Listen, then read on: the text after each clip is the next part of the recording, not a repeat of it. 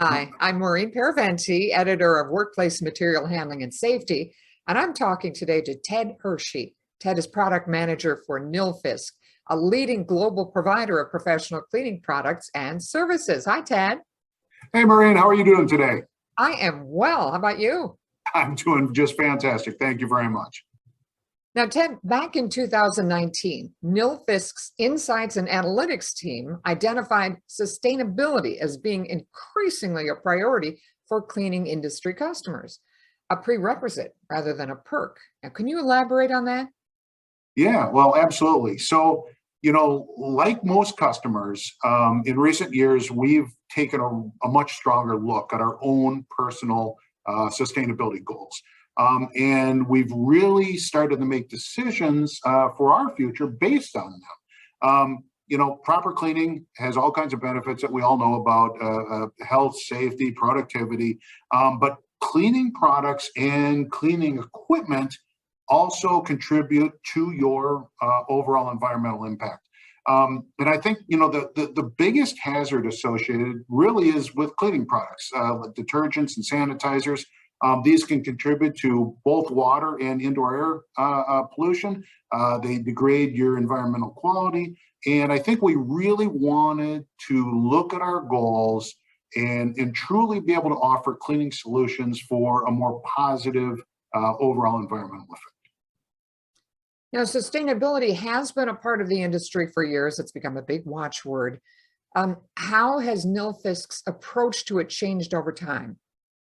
Well, we've had aggressive goals in place for years, but it's funny. I think in a lot of ways, the pandemic has accelerated how companies like ours think about their sustainability, and that's really translating to consumers as well. Consumers are more quick than ever to look for products that they can purchase that are more energy efficient, use less renewable resources. They're more environmentally friendly, and provide more efficient solutions to the consumer. So, in addition to that, I think that consumers are actually really starting to demand that the companies that they purchase these products from are taking very seriously their environmental goals, and providing transparent results to those goals. So Nilfisk has committed to achieve net zero emissions by 2050 across our entire supply chain, which is really challenging because it basically means that every producer, supplier, and partner that you have will also have to operate sustainably. Due to the steps that we're taking that are pretty aggressive, we did a couple of additional things, like we have signed up to the CDP and their science-based targets initiative, and that's one nice transparent way for us to show the world what we're doing. Our score is currently an A-, and we're working hard to make that an A. Now, I want to talk about a specific industry. What kinds of sustainability challenges exist in warehousing and logistics when it comes to cleaning? Yeah, well, the industrial segment as a whole, for instance, uses a lot of water. I mean, a lot of water. It's estimated about a fifth of the freshwater usage is used by this segment, and maybe up to half of that is used in various cleaning activities. So the challenge is, for the majority of these types of facilities, it's simply not possible to completely eliminate the use of detergents. But there are ways that they can reduce the amount of detergents that they use, and therefore the environmental impact that's associated with them. To begin with, I think everyone can select greener cleaning products. The EPA is an excellent resource for this. They've got great databases for folks. There's the Safer Cleaning program. There's a design for the environmental label program. They've got a lot of different databases that show consumers how to select products that are specifically set up for the industrial cleaning segment.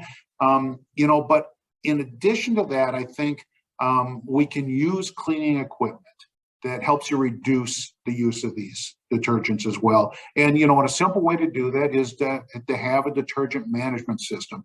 A detergent management system helps a company use the amount of detergent that is actually required for their environment.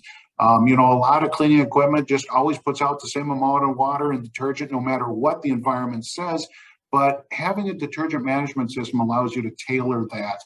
And, you know, you really end up with quantifiable results from that. So it not only helps you maintain your sustainability goals, but it costs you less money, and it ultimately at the end makes you more productive. Well, good.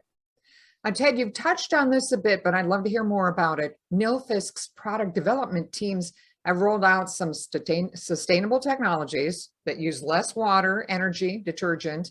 Can you talk about some of these?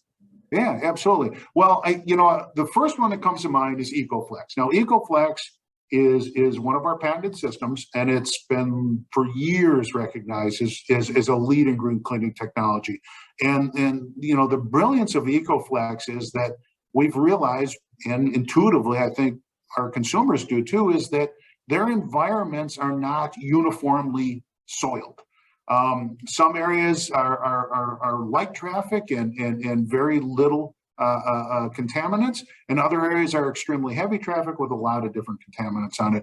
So the EcoFlex system allows the user to, on the fly, tailor how the machine cleans to these different types of environments. So there's 4 different cleaning modes on it. It goes all the way from a no chemical green cleaning mode all the way up to a burst of power extreme cleaning mode. So when you get to those very heavy traffic areas, you can switch on the fly to that mode and clean the way that you want to be able to clean in those areas. Another technology is SmartFlow. So SmartFlow is really simple in what it does, but it makes a really quantifiable difference. The idea behind SmartFlow is that based on the speed that your equipment is using, the machine will automatically tailor the amount of fluid that flows out of it. So when you're going around turns or around corners, it will decrease the amount of water that's used. And at the end of the day, many of our customers are seeing up to a 30% reduction in the amount of water that they're using on their equipment. And then I think the last one is that I want to talk about is REV. So REV is a patented macro and micro scrubbing technology that we offer on a lot of our different scrubbers. And one of the big benefits is it completely revolutionized floor stripping. So floor stripping has traditionally been a very slow, heavy chemical use process. But with REV, it's turned it into a fast, simple, no chemical process.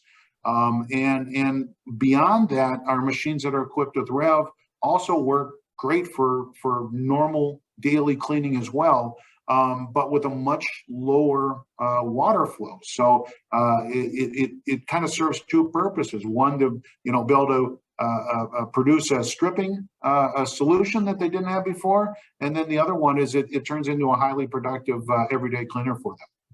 Sounds amazing. Yeah. How do customers react to these technologies? You know, it's been really overwhelming, to be honest with you.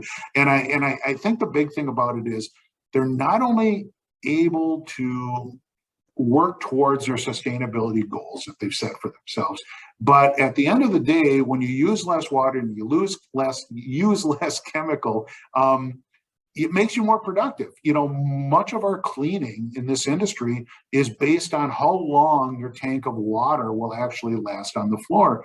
And by using less water and less chemical, it extends that useful life of the tank of water and ultimately makes the consumer more productive. So it's been, you know, in a lot of ways, it's been a win-win-win. You know, it's been a win for us because, you know, we're helping achieve our sustainability goals with our products.